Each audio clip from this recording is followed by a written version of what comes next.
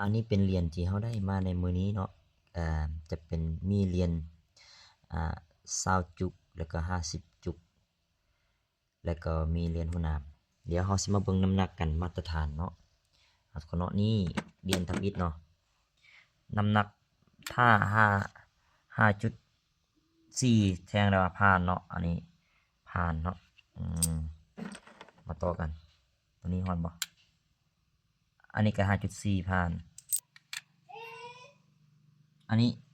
5.4ผ่านเฮ้ยเอาละอันนี้5.3โอ้ตายเบิ่ง5.4อันนี้5.3บ่ผ่านตัวนี้โอ้เสร็จแน่ๆกูมาเบิ่งตัวนี้ก่อนโอ้ตาย5.4อันนี้5.3โอ้ตายแล้วพลาดไป2อัน5.4พลาดนี่บ่26.9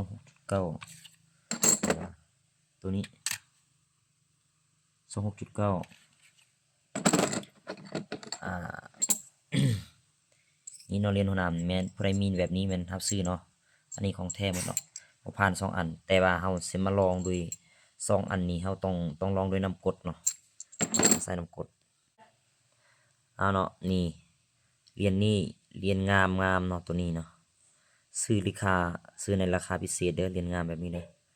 เหรียญตัวนี้เนาะไผมีแม่นรับซื้อในราคาพิเศษเนาะตัวนี้ยอมรับว่างามดีทุกคน